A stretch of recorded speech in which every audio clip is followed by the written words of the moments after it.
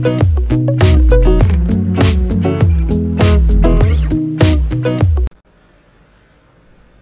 Viewer, আশা করি সবাই ভালো আছেন। আমি হাফিজুর রহমান ফরাদ, আপনাদের জানাচ্ছি সালাম এবং শুভেচ্ছা। আজকে আমরা দেখব ইনসার্ট মেনুর সিম্বল নামে যে টুল কমান্ড গ্রুপ রয়েছে, কমান্ড গ্রুপের আন্ডারে যে টুলসগুলো রয়েছে, এই টুলের কাজগুলো আমরা দেখব, অর্থাৎ ইকুয়েশন এবং সিম্বল। ইকুয়েশন কীভাবে লেখা হয় সেটা আমরা দেখব।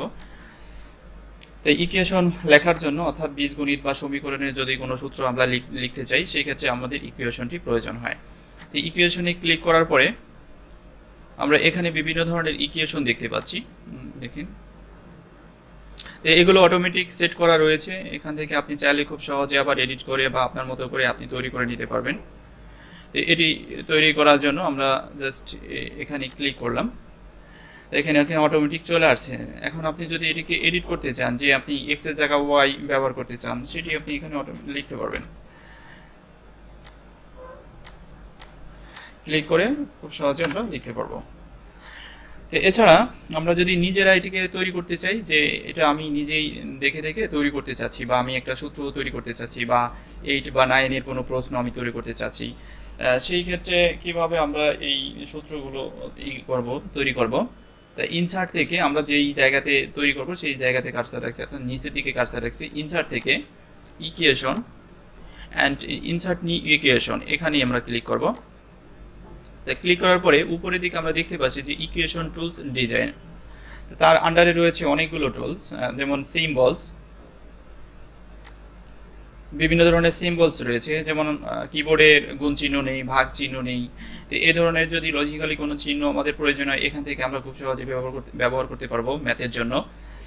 এছাড়াও অনেক ধরনের চিহ্ন রয়েছে, আপনারা এখানে দেখতে পাচ্ছেন। এই চিহ্ন যখন প্রয়োজন হবে, এখান থেকে আপনারা খুব সহজে ব্যবহার করতে পারবেন।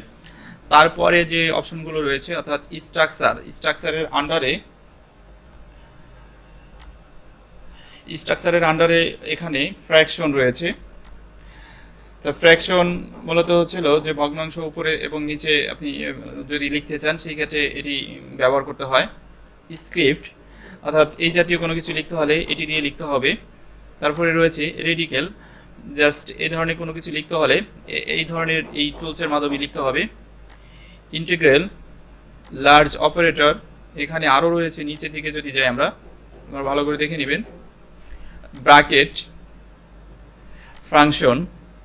ফাংশন নিয়ে কাজ করার ক্ষেত্রে অ্যাসেন্ট,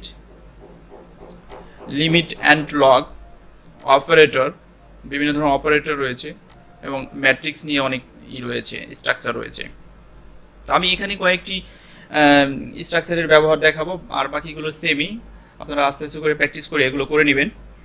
তো স্ক্রিপ্টের মধ্যে যাচ্ছি, এখান থেকে আমরা এই স্ক্রিপ্টটি নিব।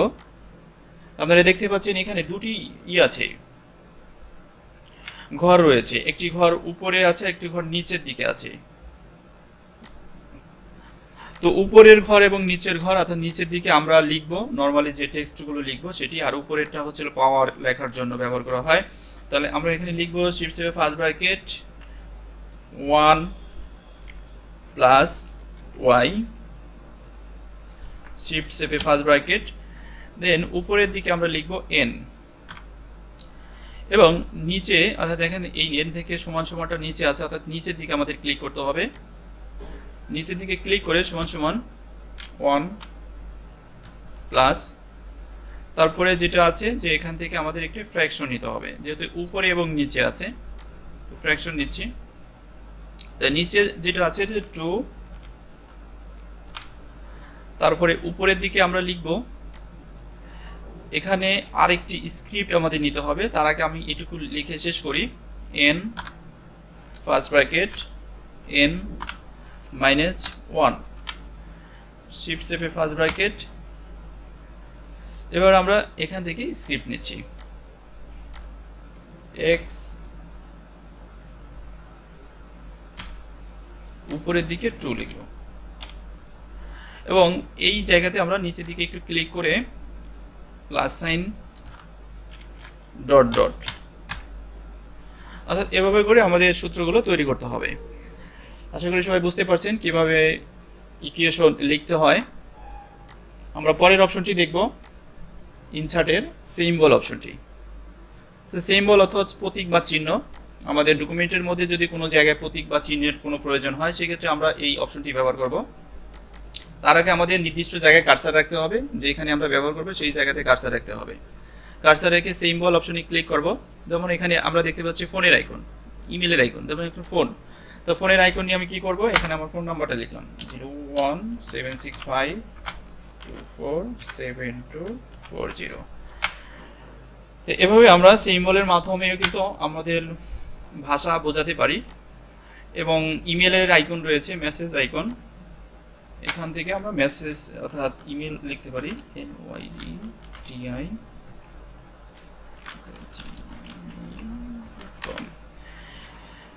এছাড়া এখানে আমরা যেগুলো দেখতে পাচ্ছি এগুলো রিসেন্টলি যে সিম্বলগুলো ব্যবহার করা হয়েছে সেগুলো এখানে রয়েছে।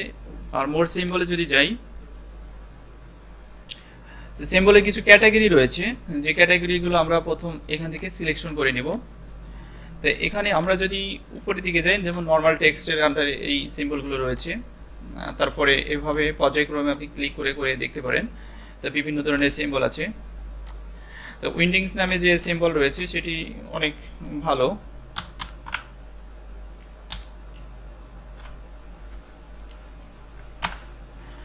তো উইন্ডিংসের দেখেন অনেক ধরনের সিম্বল আমরা এখানে দেখতে পাচ্ছি। তো যে সিম্বলটি আপনি ব্যবহার করবেন সেই সিম্বলের উপরে ক্লিক করবেন।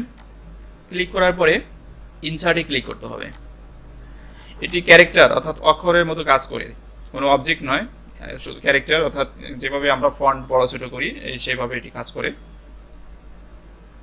এবং প্রতিটা এখানে যে সিম্বল রয়েছে তার প্রত্যেকটার আবার একটা কোড আছে, যেমন 91 আমি যে সিম্বলটি ইউজ করেছি। তো কীভাবে আমরা এটিকে ক্যারেক্টারের অর্থাৎ অক্ষরের মতো করে এটি বড় ছোট করা যায় সেটা একটু দেখি। দেখেন সাইজ বড় করছি, এবার ছোট করছি, এটির কালার করেছি, স্টাইল করতে পারি এখান থেকে।